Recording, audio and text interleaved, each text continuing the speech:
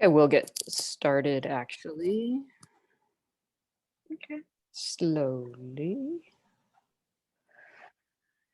So, welcome everyone. We are super happy to have you here. This session is for students who are transfer students who are admitted to the College of Chemistry. Thank you so much for joining us, and congratulations is the very first thing we want to say to you all. Yes, exactly. We all know how hard each of you has worked and how many, how many complicated life experiences you have dealt with and overcome to be here. And we are just really thrilled to have you here. We're sorry we can't be in person, but I think that's sort of old news by now. So what we have for you today is a panel of 4 current transfer students in the College of Chemistry who are going to talk to you about their first year experiences. And really what we want to do is answer as many of your questions as possible to help you make the right decision about whether coming to Berkeley is a good decision for you. So I will just briefly say the names and majors of our panelists, and then I'll let them introduce themselves more completely to you. And we have some questions that we'd like to start with, but feel free to enter your questions into the chat as they occur to you. It also looks like we're not going to be a huge group, so we could, you could also just try verbalizing your questions. But without further ado, I want to start by introducing Sam Barrow, who is a chemical engineering major. He's joined by Jenny Garrison, who's also a chemical engineering major. Esther McCarthy is a chem bio major. And Walter Padilla is also a chem bio major. So I kind of just did that alphabetically. But Sam, you want to start and tell us a little bit about yourself? Yeah, sure. Thank you. So as Maura said, my name is Sam, chemical engineering major, currently my senior year. So we'll be graduating in 2 weeks, finally. Pretty excited for that. And I guess hometown is kind of a weird question for me. I was born in Texas. I grew up in Washington, and I went to high school in San Diego. So Del Norte High School, Poway Unified School District, if any of you are familiar with it. And yeah, that's about it. Guess I'll go next. Yeah, I'm Jenny, chemical engineering. I'm in my senior year, graduating this December. I'm from a super rural town in Northern California. And I've been fortunate enough to have the opportunity to work with 2 different research groups at LBNL. So if you have any questions about like involvement with research, I think I could definitely speak to that, both remotely and before COVID. So. Yeah, I'm Esther. I am from Alameda, so very close to Berkeley. I am currently a junior, so this is my very first year at Berkeley. And yeah, I think I have a pretty unique experience of being like transferring during COVID, but hopefully like my questions and answers will still be pretty important for all of you guys. Absolutely. Hi everyone, I'm Walter. Like Maura said, I'm chem bio. I'll be graduating in a couple of weeks too, so that's exciting. I'm from San Diego. All my school was in San Diego, but I was born in Tijuana, just crossing the border. So I had like a weird growing up experience like between the 2 towns. So yeah, that sort of thing. And I'm pretty involved with the peer services in the College of Chemistry, so I can also answer questions about that. Fantastic, thank you. So our first question for the panel is, why did you choose UC Berkeley and College of Chemistry? And what were some of the factors that went into making that decision? Want to start, Sam? Yeah, I'll go ahead and start. I think I have a similar story to a lot of other people, and it might not be like the best story, but it's kind of like I wasn't expecting to get in, and then I got in, and I'm like, well, now I have to go. It'd be a waste of an opportunity not to. It wasn't the entire story though. I was working really close with a mentor who gave me research opportunities in my community college, and I'd also gotten into UCSD, and he had done his PhD at UCSD actually, and he was telling me, so he was a bit familiar with the UC system. And at the time, I wanted to go to grad school, no longer. So if any of you have questions about that, we can get to that later. But he was talking about, the research repertoire at Berkeley for especially what I wanted to do. I was and still am interested in more of the biotech and like sort of enzyme engineering side of things. So probably more akin to like what a chem bio major is actually interested in, even though I'm chemi. But yeah, after all was said and done, the financial aid package was a big thing too for Berkeley. So it kind of just, yeah, I'm sure you guys, transfer students too, a lot of you have come from probably less traditional backgrounds than a lot of the freshman students. So, I understand that's, you understand that money is a real thing. So I hope to you all that Berkeley has been pretty nice to me and some other transfer students I've known in terms of financial security. So I hope they're doing that to you too, and you can take advantage of that.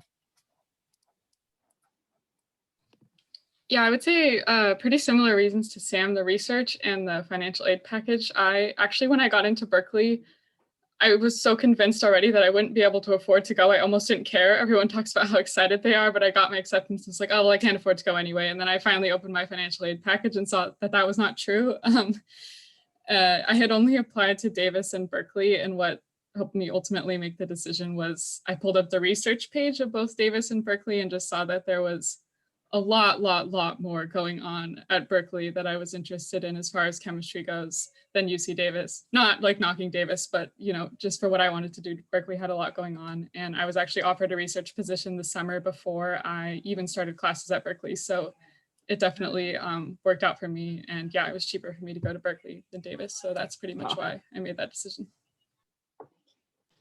For me, like probably Jenny, and like as Sam said, I definitely did not think I was going to get into Berkeley. From the get-go, I really wanted to go to Berkeley. I had been going to Berkeley in one shape or form for several years. A lot of my siblings had gone to Berkeley. I even did an internship in 2019 with the College of Chemistry, Matt Francis. I loved his lab. I loved researching in it. And I just really wanted to go. For me, it wasn't necessarily like a money situation. I didn't get any financial aid. Berkeley has never given any of my siblings financial aid, sadly. But when I got into Berkeley, on like the skin of my teeth probably, I was super excited to go. I knew I wanted to go into the College of Chemistry right off the bat. And yeah, it was just a matter of clicking the yes button a few days after getting accepted. It wasn't a really big decision-making process for me. I had no idea that Berkeley was like the prestigious school that it is. I knew it was a good school, but I didn't know anything about the College of Chemistry. In San Diego, everyone talks about like either the schools here, mainly UCSD or UCLA. So my entire transfer plan was for UCLA, and that's what I wanted to do. And I just kind of applied to Berkeley because I could. Like I had an extra application to send out, and I chose Berkeley, and it worked out. But yeah, once I saw kind of the opportunities in the College of Chemistry and kind of what made the college special, mainly the research and just the people there, it made me really excited for the school. And also the area was a big decision for me. I've lived in Southern California my entire life. So I knew it wouldn't ever move into the Bay if it wasn't for school. So yeah, I went with that too. Cool, thanks you guys. Can you talk a little bit about what your transition was like from community college to UC Berkeley? Okay. Sam? I guess just go ahead and get started here. Thanks. It was definitely different, obviously, for a bunch of the reasons you guys can probably just infer that it's way bigger. There's a lot more people, and the biggest thing is it's a lot more competitive. You all are obviously very intelligent, and you're probably used to being the biggest fish in the pond. And not saying you won't still be, but you have to get used to that not being the default anymore, or it's going to be very hard to achieve. One nice thing about College of Chemistry, though, is it's the smallest college here, and especially as a transfer student, my transfer cohort is like very tight together. Like I'm taking the capstone classes for chemical engineering right now, and like I'm still in groups with like the people that I met on the first day of transfer orientation. So it's nice to like have that small group going with you the whole way. In a large school like this, where you're not just thrown like into the sea of like LNS or something like that, and you can get lost in thousands of people. But one thing I want to say, I don't know if you're still doing this, but when I transferred, the counselors were recommending you only take 13 units your first semester. You take it really light. And I argued and argued so much because I was stupid back then that like I wanted to get into CBE 140 right away. Like I don't want to be here for more than 2 years. I want to graduate right away. And let me just say from experience that I'm really glad that I had an easy first semester because I had a roommate especially who did the opposite. He loaded himself up. Again, he was used to being the top of the top because you guys, everyone here is the top of the top at your community college. And it can take a real mental toll on you when you realize like how much harder and like how much more work you have to put into classes here, especially balancing that out with like, you know, maybe a lot of you were like me, I was living with my parents and my brother before coming to Berkeley. So it's like being out by yourself is a whole new thing. There's a lot of other life aspects that you have to take into consideration. It's not all just school coming here. And so it's kind of, I'm probably not here to give advice, but definitely if you've been told to take 13 units, there's a reason why people say that. I would definitely recommend taking an easier first semester to help with that transition period. I really want to that. I mentioned that in the other panel if you went to that. But I didn't listen to that advice and I took more units because I was used to community college taking like 20 units a semester and I thought I'd be able to do it. And I mean, I got through it, but it wasn't the nicest experience that it could have been.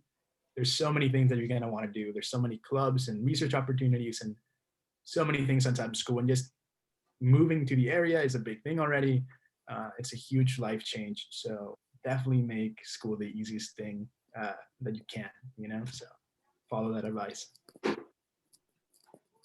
Yeah, I think for me, my community college was like notoriously the most difficult community college in the area. It's in the Sacramento area. And so I just thought, even though everyone told me Berkeley was so hard, I didn't want to believe them. I was like, there's no way, like I've been put through the ringer at this community college. And like it was very difficult, but Berkeley was harder and I didn't want it to be. I felt very frustrated by how difficult things were.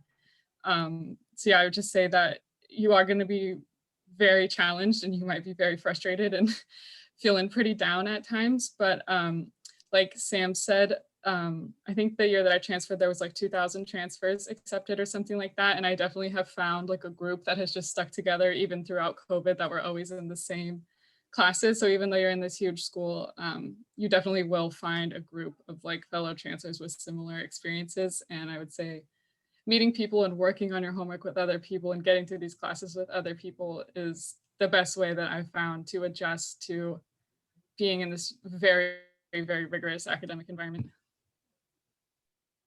Yeah, I would say for me, coming into Berkeley, I had also taken like 19, 20 units each semester at community college.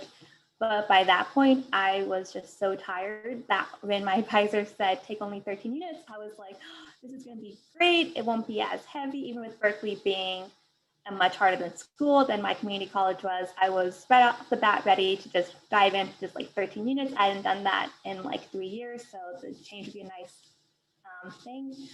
But yeah, that did not happen. Even with 13 units, I still to this day am struggling in my classes and making sure I get everything turned in on time and everything. In terms of finding a community, though, for me, I definitely was very camera shy with my like intro to Berkeley. I think it's called Go Bears or something. I'm blanking on the name.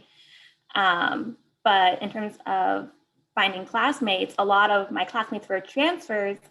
And because of that, we were in like a lot of the same courses. So just noticing people on Zoom, like, hey, I saw you a few days ago in one of my classes, I saw you again here. And just finding like that, like 2-3 people at first was all I really needed to just get more, just finding more friends on like Discord and everything. So that even though I may not necessarily be close with like a bunch of people like I was at my community college, just having people around you in the same boat was just really calming to me, just knowing that, you know, if I was struggling with the homework, odds are 50 other people were also struggling with the homework. So just reaching out and putting yourself out there was also a really big thing that I learned at Berkeley. Thanks, you guys. Could I ask you each to follow up on the comment that you made, Sam, about Berkeley being competitive? Can you say a little bit more about that? Because from what, because, you know, Berkeley has this reputation outside of the College of Chemistry of being kind of cutthroat and students undermining each other. And is that what you mean by competitive, or do you mean something else? Because I've also heard a lot of College of Chemistry students talk about sort of the collaborative nature of student relationships in the college. So hang on one second, sorry. Please go ahead. I have a family matter. I'll be right back. Okay. Yeah, that's a good question. Ward just asked for some clarification on that. One of my best friends throughout all of Berkeley was a Haas student in the business school. And I can tell you for sure that the business school is like, people call them snakes all the time. Like that's a lot more cutthroat. There'll be people like they grade each other's quizzes. They'll tell them they're going to give their friend a 10, they give them a 0, just like lower the curve for themselves, stuff like that. I think you guys lucked out in that the College of Chemistry, I have not experienced that culture. It's very collaborative. And I think it's even more so collaborative in the transfer community. Personally, I've seen the transfer community, I think a lot of people have come from, you know, different backgrounds, different life experiences, and they maybe have a bit more of a grasp on like maybe what's important in life. You still meet a couple continuing students. I don't want to like trash on continuing students, but I still meet some people who are just like laser focused robot, like nothing but school all the time, like do whatever for a grade. And I don't see many people who are transfers doing that kind of stuff. So I think you guys lucked out there. So in the sense that when I say it's competitive, it's not like, you know, your friend's gonna backstab you. I haven't really experienced anything like that myself, and I'm grateful for that. And I hope that speaks to the larger environment of the College of Chemistry. What I mean more by it's competitive is kind of how I thought of it. After my first midterm at Berkeley, I realized like if you go to lecture in community college and you learn what they say in lecture, like you'll get 100% on an exam. If you go to lecture in Berkeley and you learn what they said in the lecture, you'll get a 50% because they're going to ask you like above and beyond what you learned. Apply this to something you haven't seen before. So, I mean, it's better in the sense that, you know, averages for exams are sometimes in the 50 to 60% range, but it really challenges you. I think from community college, like if you take like say linear algebra at community college, they'll give you like, hey, multiply these matrices and like you'll do it. And if you know how to do it, you get it. Here, it's like they assume that you know the stuff that they said in the lecture. They assume you know the simple things. It's like, now how can you apply that to like say a problem you haven't seen before? And I think that's sort of where I see it being more competitive in the sense that I think chemical engineering in particular, I can't speak for the other majors, but I assume so. It stresses critical thinking a lot more. Like if you've gotten this far just by memorizing things that you got through OChem by just like writing down note cards and like memorizing terms, I highly suggest you stop doing that. Like critical thinking and problem solving is going to come. That's like the tool by which you'll get through, you know, when you get to your capstone courses, you need to actually say, like the meeting I just got out of before this, like we had to design a whole process from scratch. It's like, and no one really tells you what to do. It's like, you just have to, you got to figure it out yourself and give reasoning to why you do things and why certain assumptions are correct and why they may not be.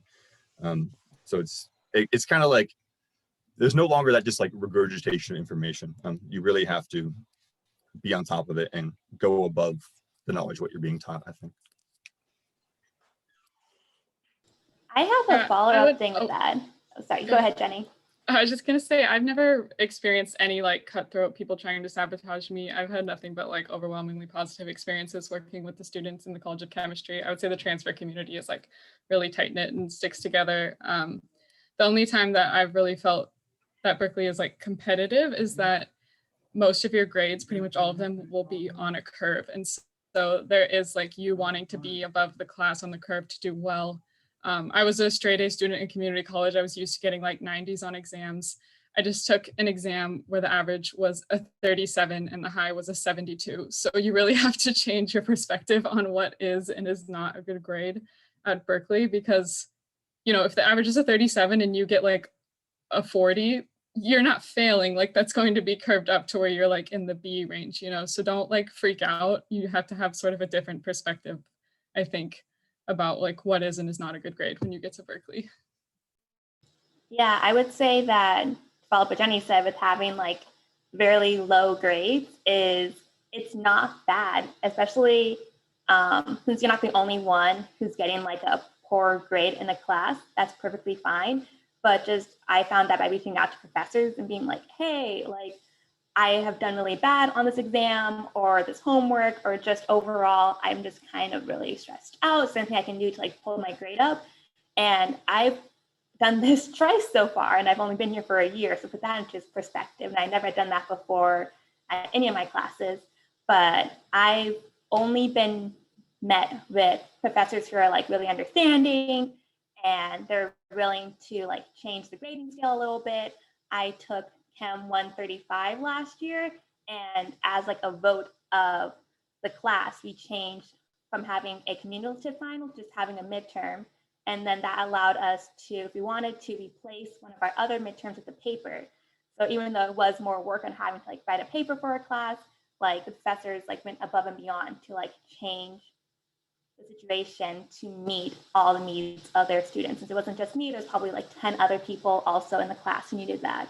And then like even this semester, I'm taking like Chem 128, which is the hardest chemistry class at Berkeley, in my opinion. And a lot of people can tell you this as well. It's the most difficult. It relies on stuff from like Gen Chem and like algebra all the way through like third semester physics. So just knowing that I was in a really hard course, I still reached out to the professor and just got a update like, hey, I got really low grade. What's the situation? And even then he was like, don't be worried. Like the cutoff for like a C is now 50%. So like, as long as you're above 50, you're great. Whereas like, you know, at community college, you get 50, you're gonna fail. Like there's no second guessing that. So my biggest thing would be just reach out to professors and just be open and lay it all out. They're really accommodating. And in terms of Berkeley being cutthroat, I was nervous about that because I was going to be taking Bio 1B, which is one of the pre-med courses. I've heard things about it being competitive for like Gen Chem, biology, maybe like Calc 1. But even then, I never had a bad experience. Everybody was always very open, very nice. I think that some of the rumors may be from like those couple people who maybe are cutthroat, and they will sabotage you just to get the upper hand. But I think the majority of people, whether they're transfers or even just freshmen, just want to do well in their courses. And I think the majority of people aren't mean and not going to steal your notebook or spill water on your laptop in order to get an upper hand. I think just one or two people who've done that over the years, it just got extended to each year, and everybody does that. But yeah. Yeah, I'd say I had pretty similar experience like this, and people in college that are that sort of on their schoolwork and they do nothing else, and they're super dedicated in that sort of way, which is great, you know. But in general, most people and in the college are very welcoming and are always open to helping us. So that's kind of my experience. And in terms of the grades and the curves, I think it, especially your first semester, you're going to be forced to kind of check your ego at the door and just kind of move. Like, yeah, you're going to get a 50, and that's probably going to be around what everyone else also got. And that's going to be fine, you know. I found that I never had exam stats in community college, but in Berkeley, it becomes an emo that I'm waiting for. because it definitely helps your perception of learning. Yeah, and I would also highly recommend using the like many services that the college does have. Like Chem 128 is one of the toughest classes, for sure. There are Chem scholars for that class, which is like they hold like additional lecture style as their past student from the class. They just help you out in general with the material, and it's something you sign up for on the side. And recommend that sort of thing and classes. Yeah, so I would look into that.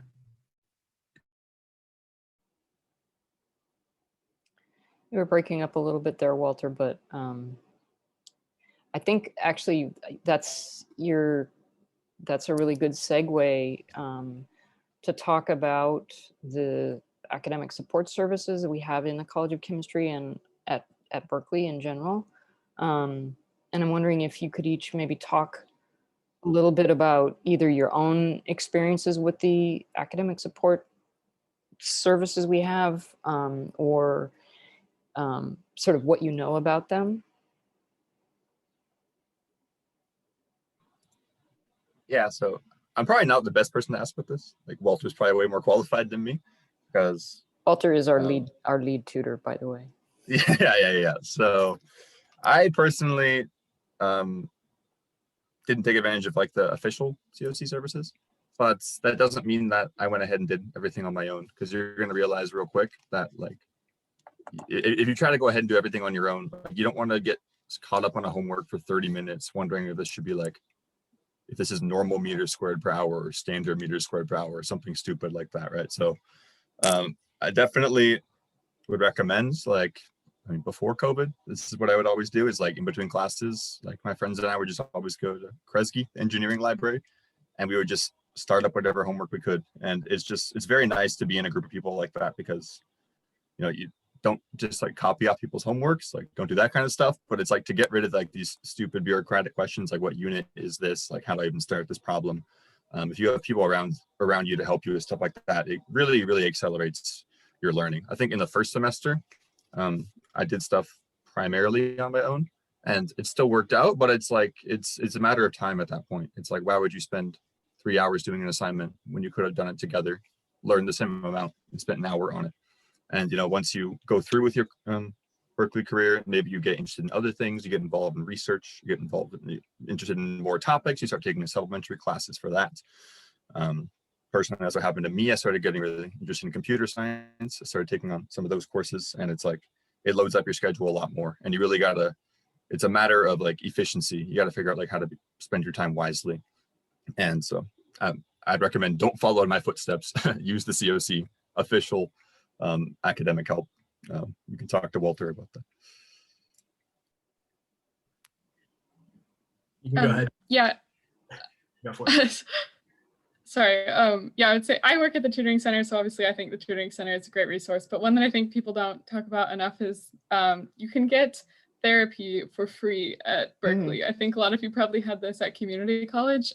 This is something I did at community college and continue doing at Berkeley. And I think you should really take advantage of that if you think that you need it, because these people are here just to support you and help you get through college, which is a very difficult thing. I think transfer students understand that better than anyone, because a lot of us went to community college because we were struggling financially to go to college, and like that struggle doesn't go away when you transfer. So I think there's a lot of pressure on all students, and especially transfer students, and that you should definitely take advantage of therapy and counseling and health center resources that are available to you. Definitely. I just want to jump in to second that. Like, I'll say it myself, I've taken advantage of that too. And it's like, it's not something you should be ashamed of. Sort of like I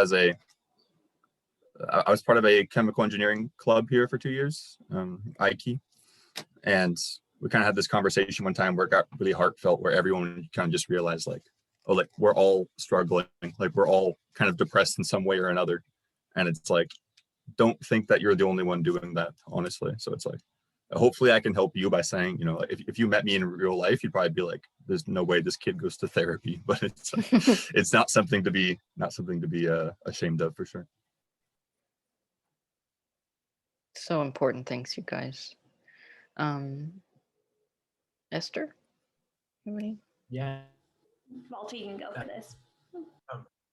Okay, cool. Yeah. So I'm leading tutor right now with a tutoring program. So I definitely recommend going to tutoring. And also the scholars, I briefly mentioned what they do. Also a great program. They're both like within the same umbrella. So I found that the tutoring center itself was a great resource for me. Even if I wasn't looking for tutoring myself, like if I just did my homework center, I would always find people that were working on the same sort of assignment, or I could ask a tutor if something came up. So that's been like the biggest resource for me, having that dedicated space. We lost that a little bit with COVID, but hopefully if next semester's back in person, you can get that experience back. Yeah, I would say that for me, I have only gone to the peer advising once, but since I've gone, I've seeked out other people that I know just because I feel like it's sometimes a little bit hard to go talk to somebody you don't know and be like, hey, I just don't know what I'm doing, and have to like open up and say like, well, this is happening. I personally have found recently having a really good support system while I'm here is key to get through Berkeley, because it might feel a bit easier talking to someone that you know who knows your history and getting help with like your emotional breakdowns a little bit easier with like family members or friends. But in terms of the peer advising, the peer tutoring, I went once before my exam that I had a little bit ago, and I think I definitely did better on that exam because I had to sit down and explain my thought process about things. I was a tutor for my community college, so I would tell people like just come in with any questions that you have. But I definitely fell off the train with that at first because I thought, oh, I won't need it. Like there's gonna be like no tutors or no nothing for these hard courses. But there's actually a lot of tutors out there, especially between the hours of like 10 and 5. You can get almost any subject that you need help with. So go get tutoring, and also just find your network and find something you can vent to whenever you need it, because Berkeley is hard. You will definitely have a lot of hiccups along the way. But it's all about just being mentally stable so you can focus on your classes as well. That's also one of the most important things you guys need to hold on to, whether you come to Berkeley or just any school in general. Just be mentally sound, because you will do a lot better in your courses if you are not having a breakdown every half hour. Absolutely. Thanks, you guys. So what are some good opportunities that first year transfer students should take advantage of? Office hours. Just Yeah. go to office hours. It's like the biggest piece of advice I can give you guys is just go to office hours.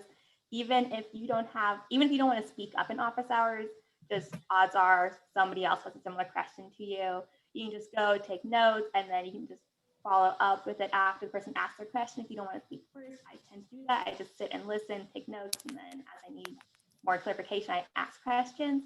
But just there's office hours for all your courses several times in a week. Just go, whether you go to one person consistently or you jump around based on your schedule. Just the GSIs know what they're talking about, and if they don't know what they're talking about, like very rare cases, I've only had one, but then there's a different GSI in the class who was like a special, who like worked with the topic a lot more. So like if one person doesn't know, the other GSI will know. And so just go to office hours, whether you go to the professors or the GSIs.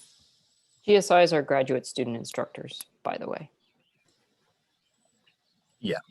So to second what Esther said, definitely. And I think that one thing I should have done earlier, which I didn't do until like my second year here, was that even if you don't need help for a class, like you can just go to office hours and talk to people. Personally, that's what I did when I was taking quantum.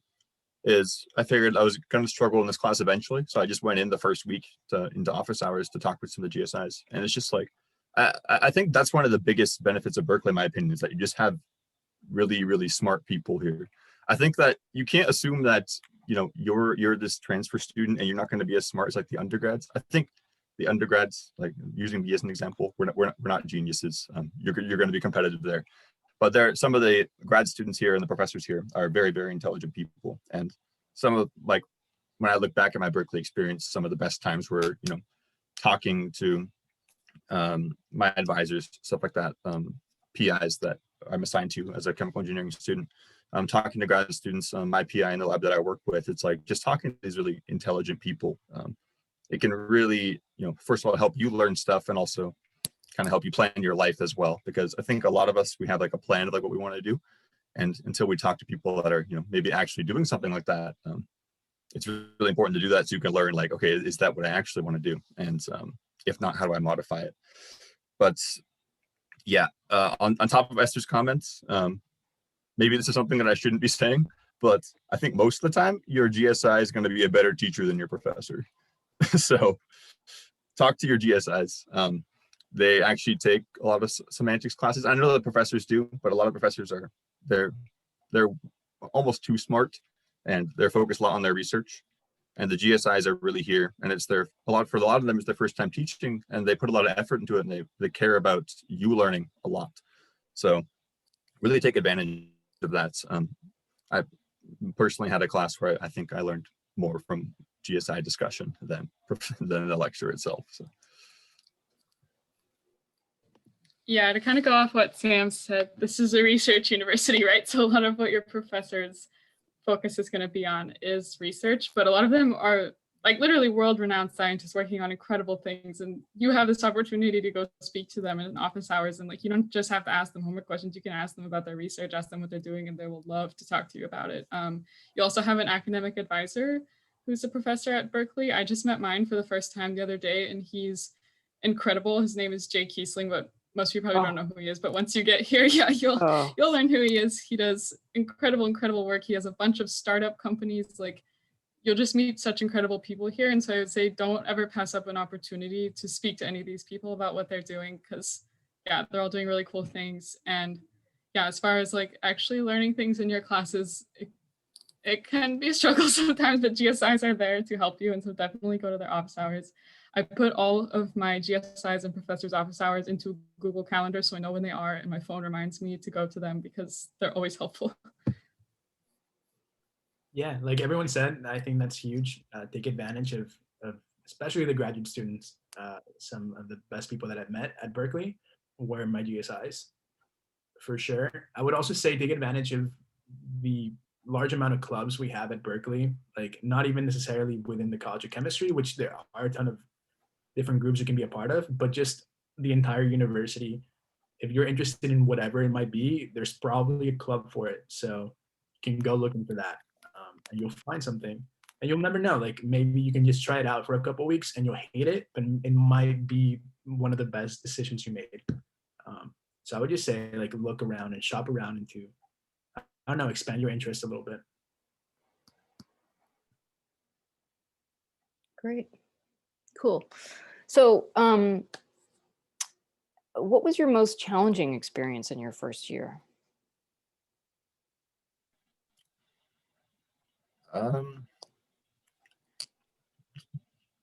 It's kind of cliche, but quantum physics 137A, that's akin to Chem 128 that Esther was talking about.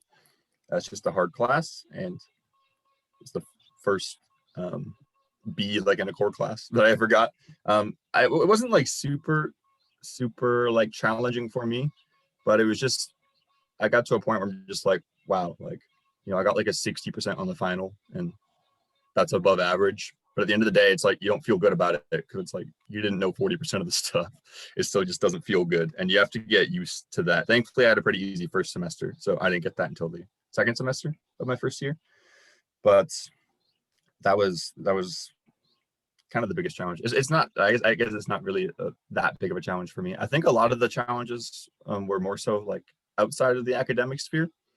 I had a roommate who really struggled his first semester, and kind of feeling the need to like help him out and balancing that life on top of what you're doing academically, and trying to find sort of like a work-life balance or a school life balance was kind of hard for me, because in community college, like all I did was like just 100% every day. Like I went to work and I went to school, and that was it.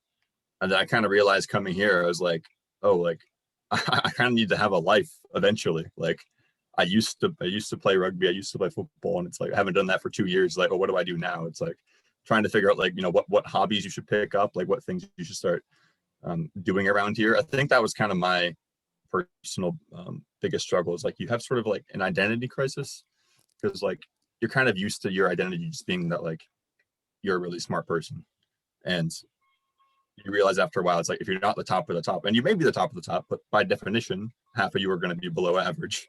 You got to get used to that, and it's like you can't really base your identity off that kind of stuff. So it's like me personally, like like I learned to play guitar. I got really into working out with my roommates, and it's like these things I sort of like started to value almost more than school. Maybe don't do that, but it's like it's nice to have like other things in your life that you can be proud of, like other pillars that like make up your identity besides just school 100% of the time. I would definitely recommend, if you don't have like a hobby or something like that, to pick up something when you come here. Yeah, I would also say that my biggest struggle was just getting used to like the grading scheme of Berkeley, just getting used to like putting in even more hours than I did at community college, and then still like not having like, 80s and 90s on exams anymore. It's more like, oh, look at that. I got 48% on this exam, or look at that. How about that? 28%. I would say that it's a really big adjustment coming to a 4-year, whether you come from high school or you come from community colleges. It's like one of your first times being, like, if you're lucky enough to live with your parents while you're here, but either way, like, it's a big adjustment. And I definitely underestimated the adjustment to being on my own, and that just having to like cook and clean, or having to just manage relationships with the people that you're living with can take up a lot of time as well. Even if you're in the dorms, whether you're in an apartment, like you're going to be living with somebody, and it's not going to be your parents who just give you like the free run of the house enough. So just making sure that you cook, clean, you shower, you do find hobbies that you like to do and you still do them. I know that during COVID, I definitely enjoyed playing video games.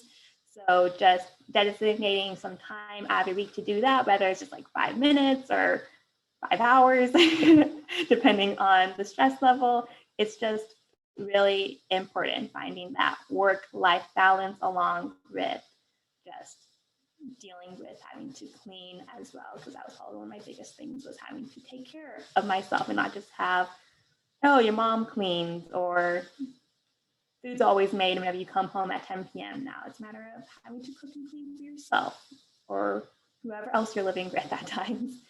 So just that was probably my absolutely biggest struggle of my first year. And I'm still adjusting to it because, life happens. You move at different times, getting adjusted to different environments. But I mean, all in all, you're going to grow from your first year at Berkeley. You will grow immensely, whether it's physically, emotionally. You're going to grow a lot, and just accept the growth, accept your failures, accept your wins. Like, life is just hard. So you just gotta, I don't know, get through it somehow.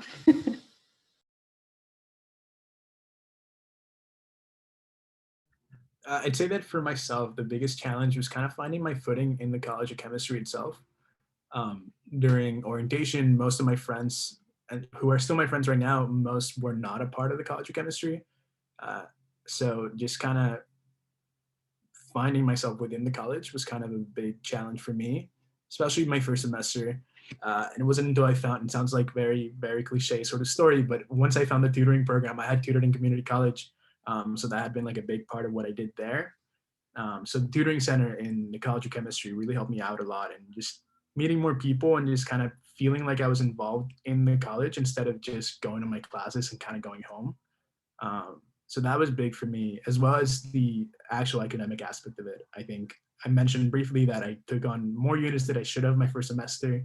So adjusting that, and I ended up dropping a class and just kind of shifting that around and shifting my own perception of who I was as a student, and everything else that came on top of it was pretty difficult in the first year. But yeah, you get through it, and there's a lot of support services in the school, and definitely take advantage of those and give yourself the freedom to fail a little bit, because you probably will. There's going to be like blocks in the road for sure.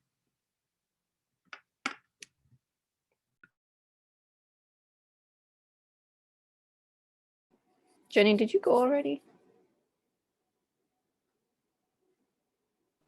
I didn't yet. Can you guys hear me all right? I think I've been cutting out a little bit. No, You can hear me? Yeah, Okay, yeah. I'd say Good. my struggles were also, well, first off, it's just I was used to getting straight A's in community college, and I realized my first semester that despite my very, very best effort, I was going to get some B's at Berkeley, but you also realize that that's just totally okay and totally normal, and the world's not going to end if you get a B or even a C in a class. And then as far as like living arrangements, I had lived on my own a bit in community college, so that wasn't too rough of an adjustment for me, but I moved into the co-ops in my first semester, and living in the co-ops is kind of an experience. I'd never had to have a shared bedroom before either, which was really hard for me because I had a very difficult time sleeping when my roommate was awake and doing things. So yeah, I think one of the biggest struggles was just how expensive it is to live in Berkeley, and like the kind of living arrangement that I had to have because of how expensive it is in Berkeley. Yeah, like if you've never had a shared room before, at the co-ops, you also have to do a lot of work to live there. So that was a little bit difficult for me. Okay, thanks, you guys. So for those of you who are involved in research or have been involved in research, would you like to talk about that a little bit? I have a feeling that that's a burning question for many admitted students. Yeah, so I guess I'll get started. I've actually been doing research here. I got into a lab like 2 weeks after school started, and worked in another lab also briefly, but I've stayed in the same lab until today, actually. So I've been doing research here my whole time. And like Jenny was saying before, like this is a research institution primarily. So I think that if you're going to come to Berkeley, you might as well take advantage of the strengths, and the strength there is definitely the research experience. And so I'd recommend you take advantage of that as soon as possible, especially if you are if you're intending to go to grad school. I personally, I did research. I did quote research in community college, and it was a lot different. And you kind of realize what research is actually like when you actually work in a lab at Berkeley. With that being said, shameless plug, I'm going to be leaving the lab because I'm graduating, and we need undergrads. So if you're interested in biotech, we're doing like a fluorescent study of enzyme dynamics. If that sounds interesting to you, more maybe we can work with this at the end, but I'd be more than happy to have you contact me, and you can get started like, as soon as the summer starts, basically, because we're going to need to train new people for that. It was a experiment that I was doing in person, and then COVID hit, and now I'm graduating. So it's like, we need to train new people to do it. So if you're interested, we'll work this out at the end, but please contact me because we need undergrads, plural. So if more than one of you are interested, it works out very well. Sam, you want to drop your email in the chat? Yeah. I'll drop my email in the chat, actually. If you're all interested, you can just email me and I can talk to you more like specifics about what we do in the lab. If it doesn't sound interesting, like that's totally fine. Just I know for me personally, like there isn't really any organized ways. And this is what I heard a lot of new transfer students complain about when I transferred, is there isn't really organized ways of getting into labs. It's like labs will have like their own crappy website, and it's like someone's email is on there, and it's like maybe you email them and they like don't respond or something like that. It's like there are some programs like URAP, I believe it's called, the Undergrad Research Opportunity Program or something, where you can apply to formally to research positions. But from most of the people I've talked to who have gotten research positions through URAP, it's very much grunt work, I guess. And if you want to do research, get used to grunt work. There's a lot of busy work involved in research. If you have an idealistic view of research that like you're going to mix 2 vials and win a Nobel Prize, prepare to wake up once you get into a lab here. But it's definitely a good experience, especially if you're considering going to grad school. Like you don't have as much time as say a freshman coming in. So I think it's important that you get that experience right away. But with that being said, again, this kind of goes back to my argument of like, take your first semester easy, because I was working in the lab like 20-25 hours a week my first semester. Right when I got here, it's like, that's all I really cared about was research, really. Because that was just like my goal at the time. And if that's your goal too, I would recommend you do the same thing, because it was a very even though I'm not going to grad school. Don't want to talk about that too much right now. It was a very beneficial experience for me to learn, like, to actually work in person and learn the ins and outs of like what research is actually like. Yeah, I think I could speak a bit to more organized programs, because every research position that I've had has been through like an actual program, not just cold emailing people. So the first summer before I actually started taking classes at Berkeley, I did a program called CSD UP. It's Chemical Sciences Division undergraduate program. And I just heard about it through an email that was sent to my Berkeley email. And I got to work at Lawrence Berkeley Lab doing electrochemical carbon dioxide reduction. So trying to turn carbon dioxide into like actual useful things rather than just a waste product and a pollutant. And I was able to continue doing that throughout the school year. And I got units that counted as engineering electives for working in this research lab. And another program that the application opens up in winter is called Suli, Science Undergraduate Laboratory Internship. And that's at any national lab in the country, but it's pretty common to get into Berkeley Lab if you're a Berkeley student. And one other one, so I'll be doing Suli this summer. And last summer I did something called Blur, which is also an organized program that you can just apply for. You'll get emails about all these things throughout the semester. Blur and Suli are like wintertime applications, but yeah, they're good ways to get into a program without having to like randomly cold email somebody or like know someone who can get you into a research lab.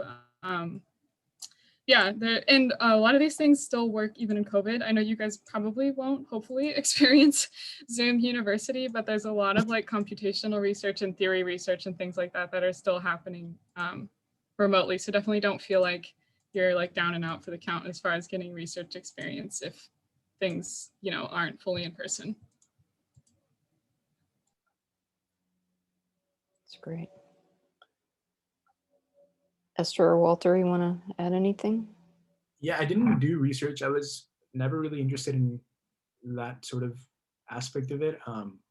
My big thing was kind of education. I like science education a lot, which is why I got involved with tutoring. So if there's any part of you that likes education, I would definitely encourage you to join like the Chem Scholars or tutoring or some other sort of the peer services umbrella, because there's a lot of connections to be made within the college for sure. Like, it is a big research university, so a lot of professors, like we talked about, are focused on their research, but some professors, their research is in science education. Like, I know I talk with like M. Berenger a lot, and she's really great, and that's what she focuses on. And there's that sort of opportunity as well. So yeah, just kind of a different area that I guess. Cool. Yeah, and for me, like I only did research at Berkeley for like a summer before I applied, but the time that I was a research fellow for Berkeley was probably one of the funnest summers that I've had in a while. I definitely did a lot of grunt work. I was in charge of the trash, and we had to sterilize the trash. So I had to lug an entire basket full of like pipettes and just plates all the way up 2 floors into the 9th floor and sterilize it and take it out and grab it, and it smelled so bad. I still have that smell burned into my nose.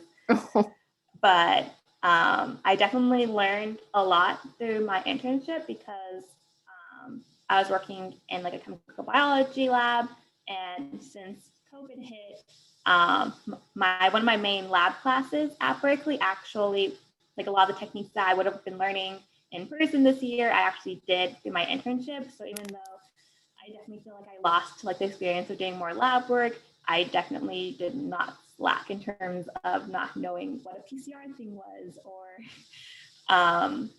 malachite green assays, because I had done that previously. So regardless of if you guys decide to get research or not, you will definitely learn a lot from your lab class, but also just getting hands-on research is also beneficial. And I plan on applying for research in the summer. I've been talking to a few of my GSIs in my classes, seeing if they need any help or if they know anybody. And so far I've gotten some positive feedback, but nothing set in stone, just because like it's not quite the summer yet, and it's not totally sure on like how open things will be for the summer. It seems like we're going to be still a bit locked down with classes being online, but hopefully at the very least, I can get research in the fall. If not, my last semester, I can do a few hours here and there for just some research time. And it's never too late to start. Like, I'm going to be a senior, and I technically have not done any research, but even a semester of research is better than having zero research. Yeah, just a quick add-on to what Esther was saying about what you learn practically when you actually like work in doing wet lab work for research. I could say personally, when I was applying for internships my junior year, all the interviews, they didn't care anything I would learn about in classes. All the questions are about what did you do in lab. It was basically like I talked about some assay I did in lab, and through like QB3, which is a biotech internship undergrad program, got like multiple offers just because I've done, you know, like PCR and Golden Gate assembly and stuff like that in the lab. So it's like in terms of not just for grad school, but in terms of like for, you know, job value too. Like if you go to a lab and you learn like these basic techniques, that's like above and beyond, you know, what you learn in like chemical kinetics class or something like that. Unfortunately, you don't get hired just because, you know, you got an A in CBE 142. It's like they care about like if you know how to actually do assays, if you want to work in a lab. I just wanted to say briefly about getting stuck doing grunt work. For both Suli and Blur, you'll actually be assigned like your own project. And so I feel like I actually have escaped doing pretty much any like grunt work in my research. For the last year, I've been working in a research group trying to identify materials that would be good candidates for dark matter detection. And so I've gotten to run calculations on the supercomputer. I learned how to use Python, and I'm helping to author a paper that will like hopefully someday be published about this. So there's definitely opportunity to like take the lead on a project in certain, you know, research groups. And this summer I'll get to work with a group that does climate change modeling stuff. And so I'll have like my own project doing modeling work. So definitely don't feel like you're just going to get stuck doing something awful if you go into a research lab, especially if you're able to get into one of these programs where you'll have like your own project. Great, thanks you guys.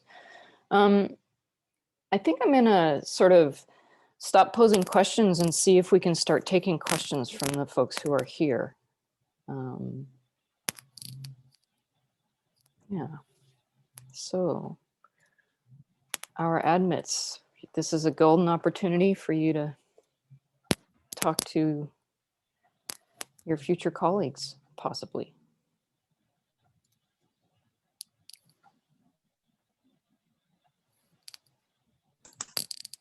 I have a question, if that's okay. Sure. I have one specifically for Jenny, actually. I did notice that you said you were surprised about your financial aid and how much you received. I've never qualified for financial aid. By the time I could, with my age, I had too many units. What was your situation that it was I guess it was a surprise to you? Yeah, so I just turned 24, so I just reached the age of like being an independent, and I'd never qualified for Cal Grant, like any of those kinds of federal aid I've never received, but I got a transfer scholarship when I came to Berkeley that was like the majority of my tuition. So I guess what I was surprised about was the like aid that came from UC Berkeley, since I knew I wasn't really going to be getting any government aid. It was like significantly larger than the aid that UC Davis had offered me, which was what my surprise was. Jenny, was that Yeah, something? I feel that never getting aid. Was that something that you applied for, or that you were just awarded? No, I just got it per like applying to the college, and I did the FAFSA, so like those were the only two things. But yeah. Thank you. Mm-hmm.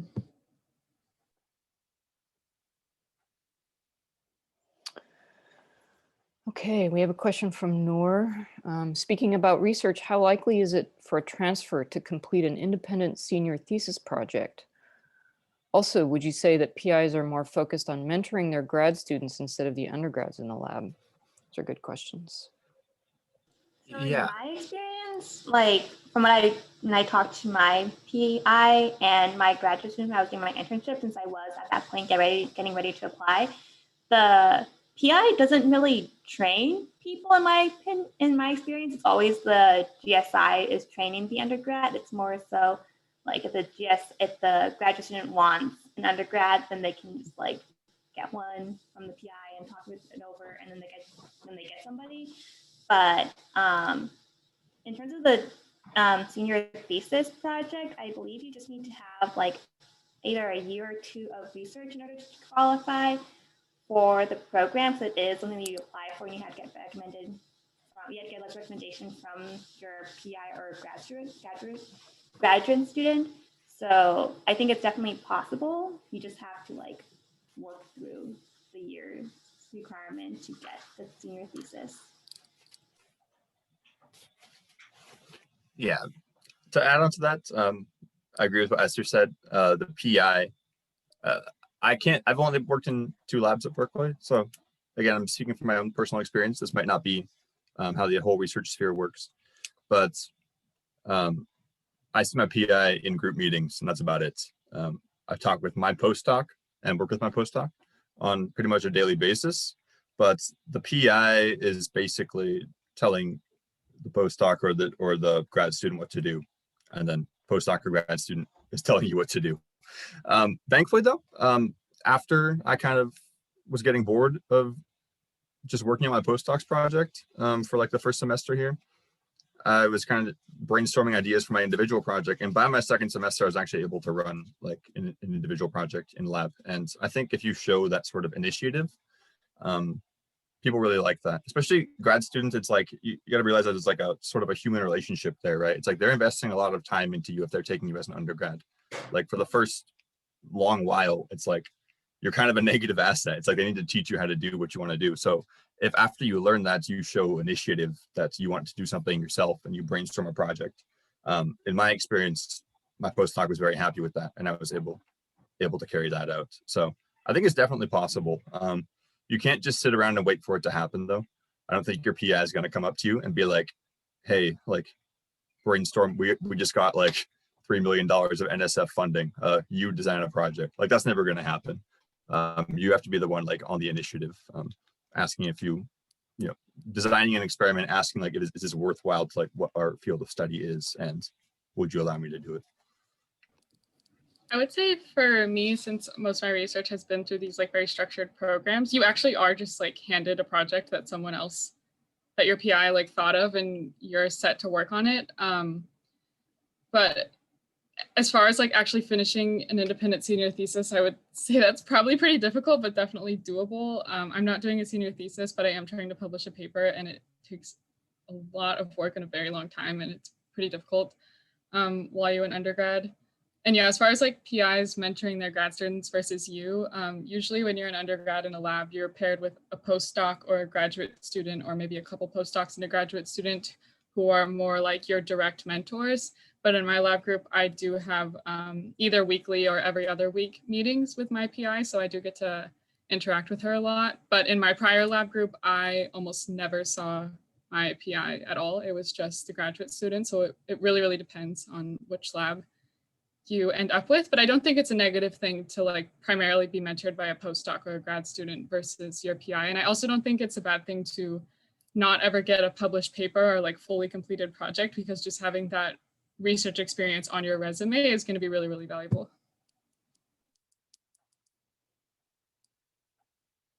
Okay. Other questions?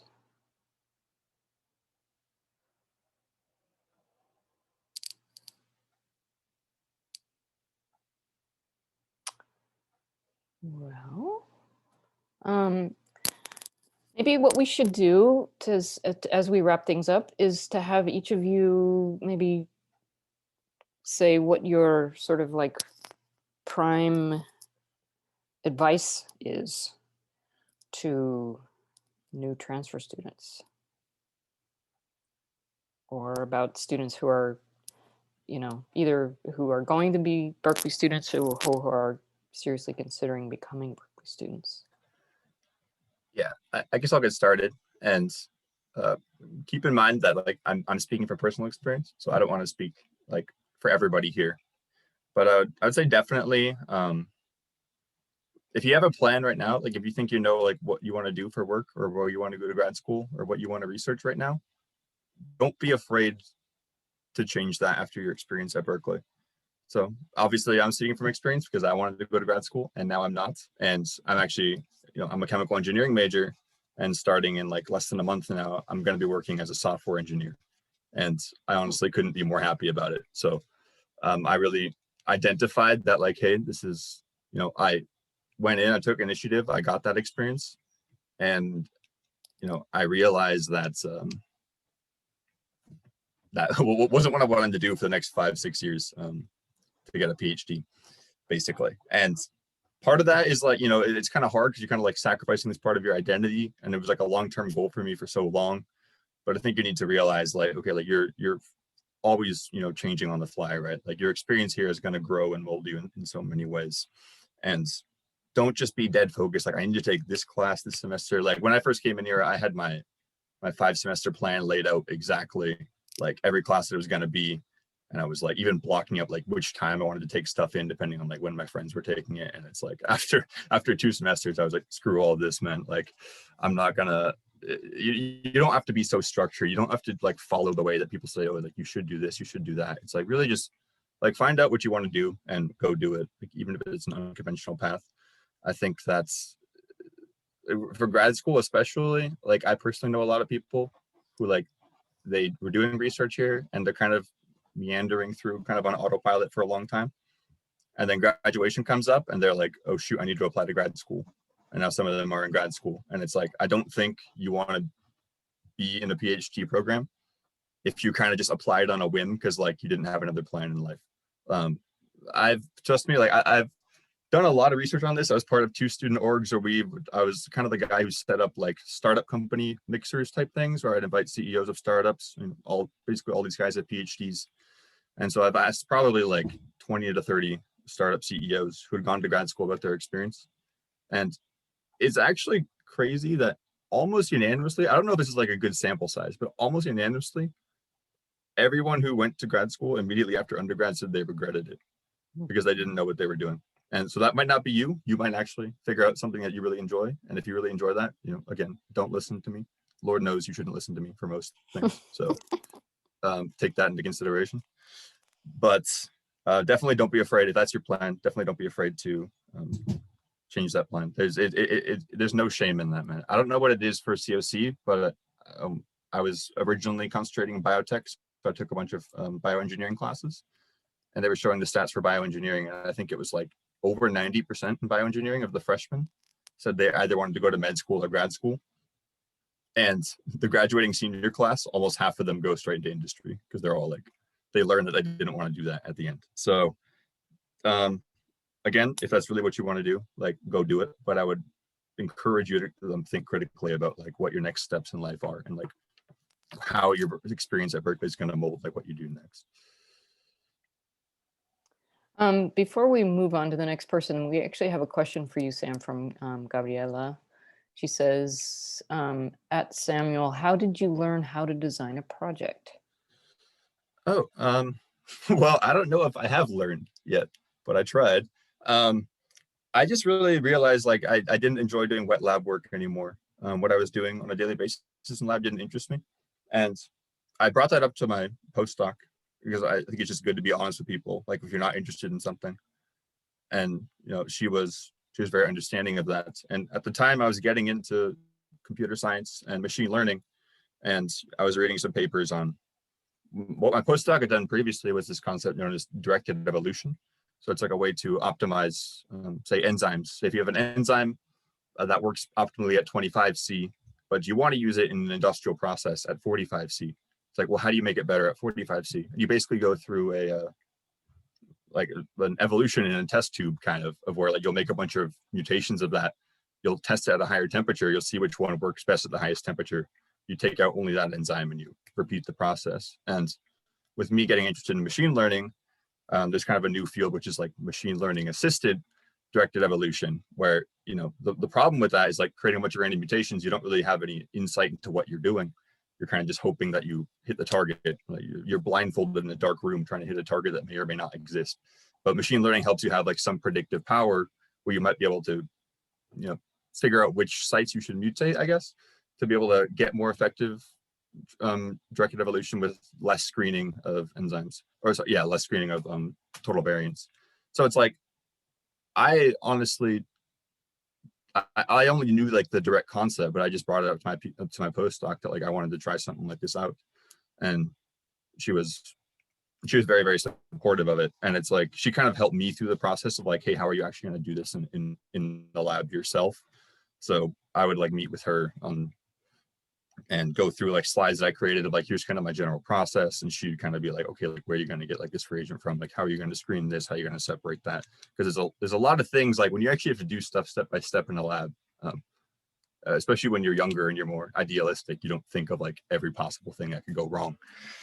But yeah, I mean, I don't know if that entirely answered the question. Sorry, Gabriella, but basically my postdoc helped me design it a lot. And I think if you're the one out there like taking initiative and showing interest, I hope it's like this in all labs, but in my lab, generally people are willing to help you and they're willing to help foster that interest. Cool, thanks. Jenny.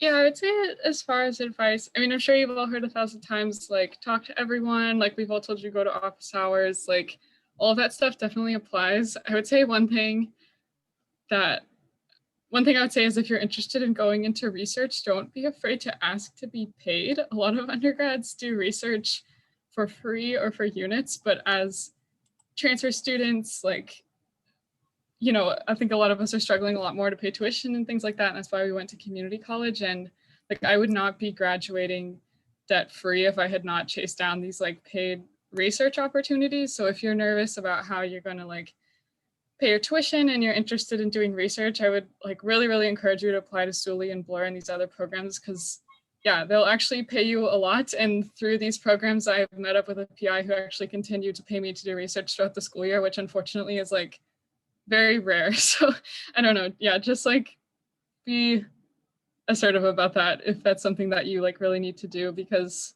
you shouldn't have to miss out on research because you need to work a job to pay your tuition, you know? I would say that my biggest piece of advice, I actually have like two. One is, regardless of what your major is, you are going to get a good job after you graduate. And I've known several people go through college and get loans, and like they pay it off by the time they're, you know, in their 30s. They don't regret it. A lot of people I've talked to tend to feel like getting loans is really, really bad, but it's not. You will be able to pay them off. You will be able to still go on and have a house, have a good career. These loans that you take on for school is not going to derail you in your future. Like, I'm taking out loans and I'm not regretting it, because I know in the future I'll get a job, regardless of if it's, you know, after I do graduate school, medical school, or whatever I decide to do. So just keep that in mind. Like, you will be okay as long as you graduate, get a job, and you're willing to put in the effort in. But in terms of my advice for Berkeley, take as many classes outside of your major. Like at community college, you're allowed to take, like, you know, humanities, other science courses. Like, you do that because you have to get so many transfer units and you need to just fulfill certain requirements to get degrees. Do that at Berkeley still. We have decals that are a lot of fun to take, and they count as units. I have taken a total of 3 decals now, and it's a nice break from like intense school. There's a pre-health decal that I've taken to kind of give me an insight on medical school, nursing, but there's also just like fun classes to take. I'm also wanting to take a genetics class because I'm interested in genetics now after a brief piece of that with some biology courses I've been in. But schooling you can still take as many courses as you want as long as you take your major requirements. Take those, but then subsidize other courses. We need to take so many units with fun classes, whether they are decals, just watch your pass, no pass limit. That's my other biggest advice. But just enjoy your time at Berkeley or your future 4-year, because you are only young once and you will only be in a situation like this where you can take any course that you want under so many fantastic professors who know a lot. So just take advantage of that because it doesn't come up very often after you graduate. I'd say my main piece of advice kind of resonates with what a lot of everyone else said. I would just say put yourself out there as much as you can. I think everyone, like your first day, everyone's going to be in their head, but everyone wants to make those connections with other people. So just put yourself out there and talk to anyone you can. Because I don't know, I think we talked about this a little bit before, but those like study groups that you end up working with on your homework and just make your life so much easier. And those are created from like orientation to your first like month at Berkeley, or like in your class or whatever it might be. So just kind of put yourself out there and try new things. The decals for sure are a big part of that. Just kind of try new stuff out and don't be stagnant in what you think your career might look like. Just kind of leave it open, and let that change if it has to.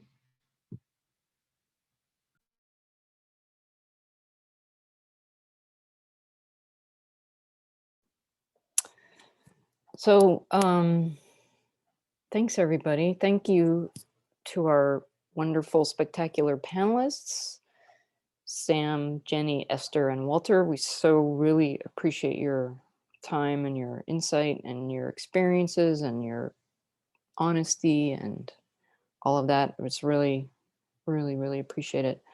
And I would like to thank everybody else for being here. Thank you, Jazeel, for hanging out with us. Really appreciate it. And yeah, so I'll drop my email in the chat. Anybody has any follow-up questions? Did I get that right? Yes. Yeah, so I think we have two other events, virtual events for transfer students. We're going to have an info table, a virtual drop-in at the big transfer welcome on May 4th. And then Professor John Arnold, and I will be hosting another sort of drop-in session on Tuesday, May 11th. So please, if you find yourself having more questions, or you just want to say hi, please join us. So yeah, thank you, everybody. Have a good evening, and good luck with this important decision that you need to make. Yeah. All right. Take care. Bye.